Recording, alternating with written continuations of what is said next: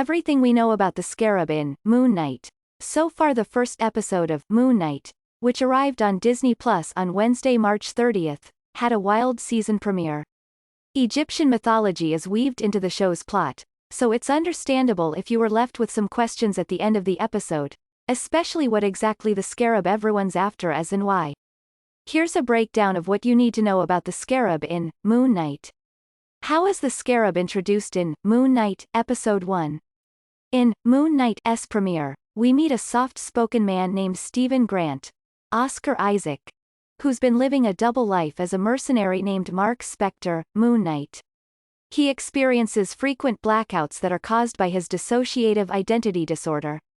One day, after experiencing one of these blackouts, Stephen wakes up in the middle of a field somewhere in the Alps and finds a scarab, which is an amulet from ancient Egypt shaped like a dung beetle, in his pocket. Two men begin shooting at him and chase him to a nearby village, where he encounters a cult leader named Arthur Harrow, Ethan Hawke, who demands Stephen give the scarab to him.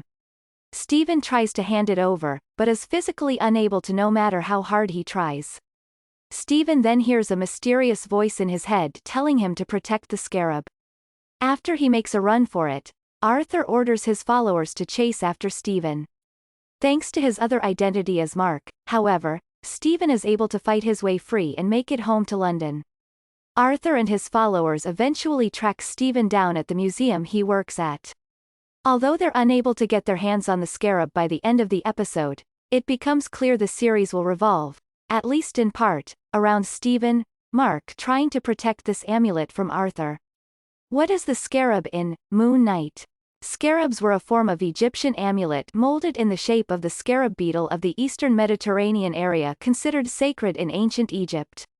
In Egyptian religion, the amulets symbolized rebirth or regeneration. In Moon Knight, the scarab Arthur is after is gold and belongs to the Egyptian goddess named Ammit. What kind of powers does the scarab have? According to CBR, in the Moon Knight comics, a supervillain named Kong the Conqueror uses a scarab, an ankh, and a scepter in order to time travel and change reality so that he can rule.